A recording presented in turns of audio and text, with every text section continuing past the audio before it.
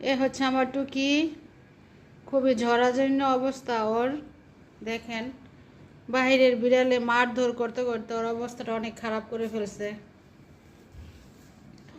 এখনও ঘরে থাকে না, আবার তাকায়। ঘরে থাকে না, আসলে কি যত্ন না করলে যে সব কিছুই যে নষ্ট হয়ে যায়, বা যত্ন না করলে যে সব কিছুরই সৌন্দর্য নষ্ট হয়ে যায়, এটা এর জলজান্ত প্রমাণ। তো আপনারা আবার বলতে পারেন যে যত্ন করেন না কেন, বিড়াল পালেন কেন যত্ন করেন না। আমার এই বিড়ালটা এক সময় আমার কাঁথা বালিশে ঘুমাইতো, আমার সাথে ঘুমাইতো, আমার বুকে ঘুমাইতো। ও আমার খুব মানে এক কথা কি যে আমার সাথে খুব ঈদ করতো আর কি, আমার পাশে পাশে থাকার মতো মানে ওর মন মানসিকতা ছিল। তো হঠাৎ করে আমার তনু সোনা মরে গেছে। মরে যাওয়ার পর ওদের একটা জুটি ছিল, মামু ভাগিনার একটা জুটি ছিল। তো মামু যখন মারা যায়, আর মামু একটা দুর্ঘটনায় মারা যায়, ওরা কুকুরে কামড় দিয়ে মেরে ফেলছে। ওই থেকে আমার এই টুকি তনুরে মিস করতে করতে এক পর্যায়ে দেখা গেছে কি ঘরেতে চলে গেছে। ঘরে আসে না। ওরে আমি অনেক খোঁজাখুঁজি করি, কোথাও পাই না। কই থেকে কোন ঝাড় জঙ্গলে এক মহল্লা থেকে আর এক মহল্লায় চলে যায়।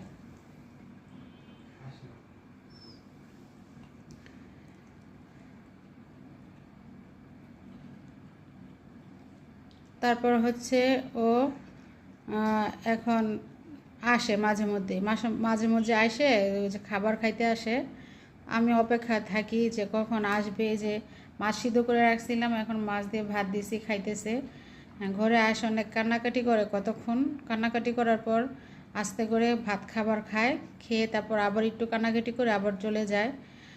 আর এই যে এখানে আমি বায়োডিন দিয়ে দিয়ে ঘাটা শুকাইছি। বাইরের বিড়ালের কামড়ে ওর অবস্থা অনেক খারাপ হয়ে গেছে। কামড়ে আপনার শরীরের ঘাড়ের যে পশমগুলো ছিল, এই পশমগুলো সব পড়ে গেছে আর কি। আর হাত পায়ের অবস্থা তো অনেক খারাপ, 4-5টা নখ পড়ে গেছে, ওই যে কামড়াকামড়ি করে, খামচাখামচি করে। তো ওই সময় সম্ভবত এই নখগুলো পড়ে গেছে। এখন পায়ের প্রায় 4-5টা নখ নাই, হাতে পায়ের মিলে। আর ঠান্ডা লাগছে, শুকনা কাশি, আর হচ্ছে আপনার শরীরে জ্বর। তো ওর জন্য আবার আমি একটা সিরাপ এনে রাখছি। এই যে সিরাপটা আপনাদেরকে দেখাচ্ছি, এই যে সিরাপ। এ হচ্ছে আপনার এই যে সেফটি সিরাপ, আর হচ্ছে আপনার এই যে বায়োডিন। বায়োডিন দিয়ে ঘাড়ের যে খামচিগুলো ছিল, চামড়াগুলো একদম ক্ষতবিক্ষত হয়ে গেছে, এই বায়োডিন দিয়ে শরীরের ঘাটা শুকাইছি। আর সেফটি দিয়ে, আর আপনারা যারা যারা বিড়াল পালেন, যদি বিড়ালের শুকনা কাশি হোক বা নাক দিয়ে পানি পড়ুক, তারপর হচ্ছে আপনার শরীরে যদি জ্বর জ্বর অনুভূতি হয়, তখন আপনার ইমিডিয়েটলি যে কোনো ফার্মেসিতেই আপনি এই সিরাপটা পাবেন। এটা হচ্ছে মানুষের সিরাপ, যে কোনো বাচ্চারাও খেতে পারে, বড় মানুষও খেতে পারে। আর এটা হচ্ছে কি আপনার বড়রা বিড়ালরাও খেতে পারে, ছোট বড় সব ধরনের বিড়ালে এটা খেতে পারবে। আর এটা আমি আমার নারায়ণগঞ্জ এলাকায় যে ভ্যাট আছে, ওনার নাম্বার ছিল, নাম্বারে আমি এই মতো ওনাকে কল দিছি। কল দেওয়ার পর হচ্ছে উনি আমাকে বলল যে আপনি এই সিরাপ এনে খাওয়াতে পারেন। এটা মানুষের সিরাপ, কিন্তু বিড়ালের শরীরও এটা ভালো শ্যুট করে, আর শরীর ও রোগ প্রতিরোধ ক্ষমতা ভালো হয়।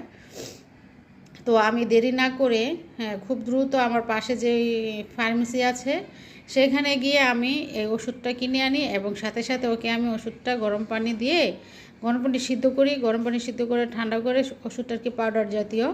তো ঠান্ডা করে ওষুধটাকে আমি লিকুইড করে তারপর হচ্ছে আমি ওকে মাপ মতো আর বয়স অনুযায়ী ডাক্তার যতটুকু বলছে অতটুকু খাওয়াই দিছি। তো 2 বেলা খাওয়াইছি। তো মোটামুটি আগের যে জ্বরটাও কমছে, তাছাড়া আপনার কাশিটাও কমছে। আর এখন এই যে ভাতগুলো প্রায় খাওয়া শেষ।